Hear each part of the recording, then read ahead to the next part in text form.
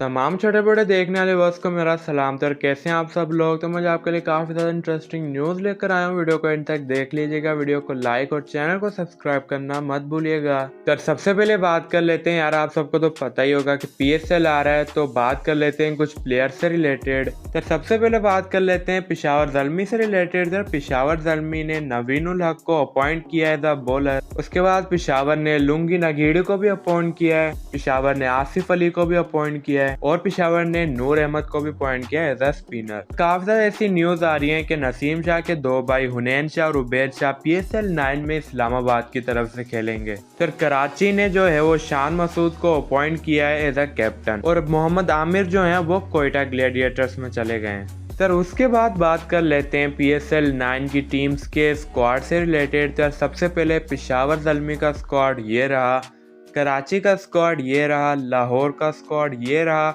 इस्लामाबाद का स्क्वाड ये रहा, मुल्तान सुल्तान का स्क्वाड ये रहा और कोयटा ग्लैडिएटर्स का स्क्वाड ये रहा। तो इसी के साथ बढ़ते हैं अगली न्यूज की तरफ जो कि आज़ाद चाय वाला से रिलेटेड है। तो अभी रिसेंटली आज़ाद चाय वाला स्टार्टअप पाकिस्तान के पॉडकास्ट में जाते हैं, तो वहां पर भी वो उसी चीज से रिलेटेड बात करते हैं कि यूनिवर्सिटीज बंद होनी चाहिए। तो उनके पॉडकास्ट का छोटा सा पार्ट मैं आपको यहाँ दिखा देता हूँ। यूनिवर्सिटी आपकी वेल राउंडेड पर्सनैलिटी, यूनिवर्सिटी आपको एक हैबिट सिखाती है, आपने काम करना है, आपने कंसिस्टेंट रहना है। एक बच्चा जो कंसिस्टेंट ही नहीं है, जो जाके यूनिवर्सिटी जा ही नहीं रहा, वो आप कहते हैं 2 साल में जाके कर लो। कंसिस्टेंसी कैसे सिखाती है? आप जाके सुबह से शाम 9 to 5 जा रही यूनिवर्सिटी, आप एक तो जॉब पे चले जाओ ना।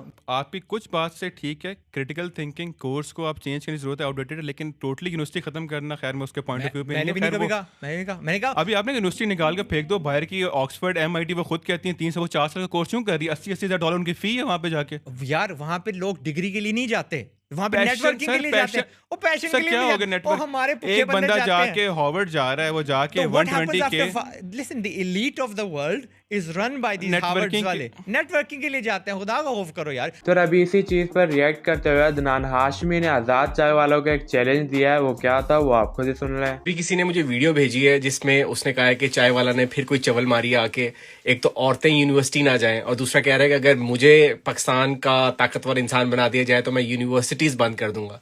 तो ये मेरे चेहरे पे जो किरणें आ रही है ना, मैं जान के इसको नहीं हटाया, ये मेरी चेहरे पे किरणें नहीं है, गुस्सा है।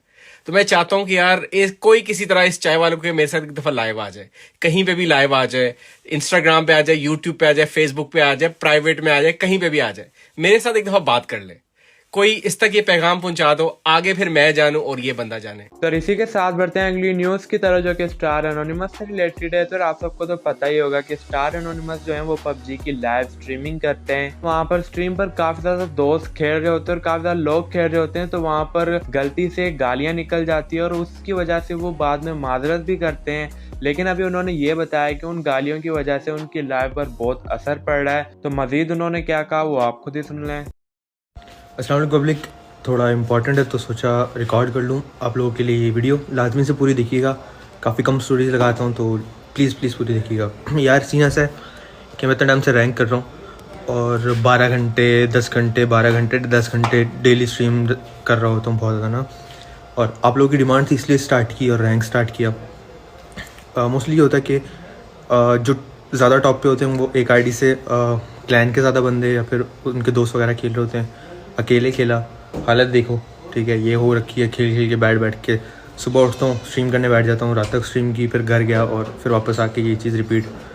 तो स्ट्रीम पे बहुत सारी ऐसी चीज़ें होती हैं। माई कॉल पे किया, वहाँ गाली गलौज चल रही होती है, कोई आएगा फिस्ट करेगा, कोई आएगा चाकू करेगा, कोई आएगा जिसको मार दो तो वो गाली निकालेगा, और ऊपर से स्ट्रीम का स्ट्रेस, फिर रैंक का स्ट्रेस, और फिर वो उन गेम कॉल एल्गोरिथम ऐसा होता है कि चिकन पे 8 10 12 प्लस और 50 पड़ रहे होते हैं आपके सामने।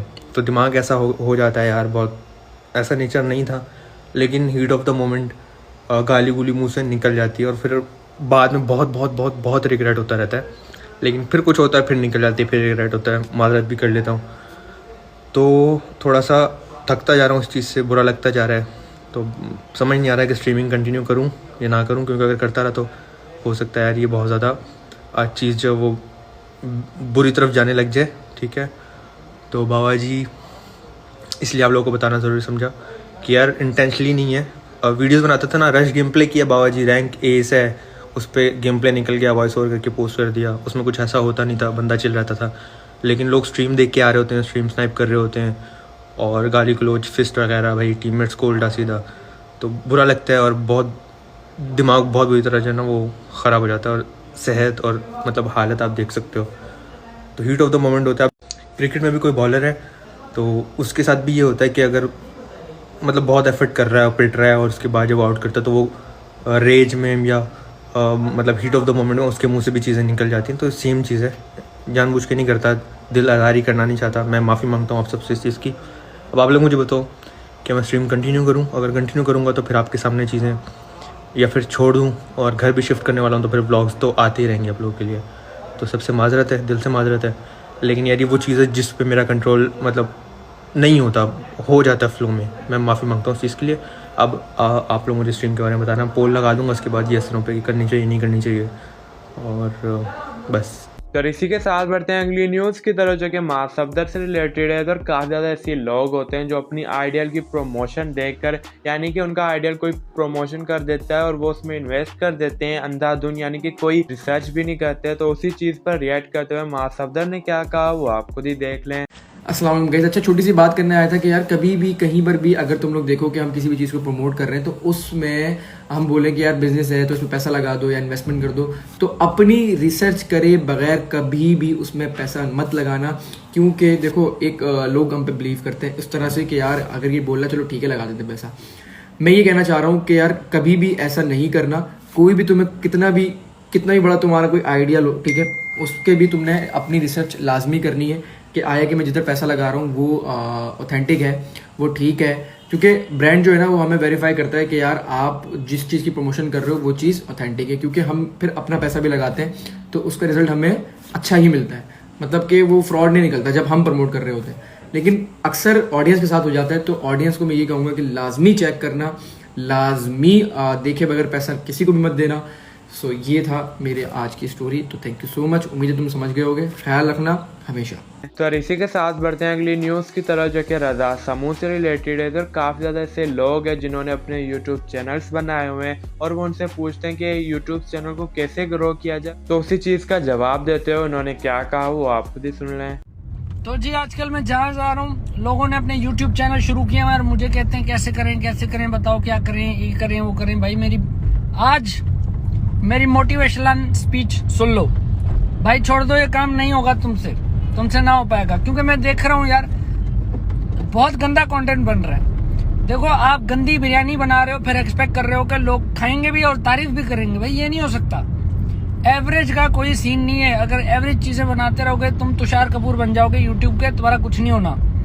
जब तक तुम में एक्स फैक्टर नहीं है, एक्स फैक्टर नहीं है, तुम्हारा नहीं हो सकता कुछ।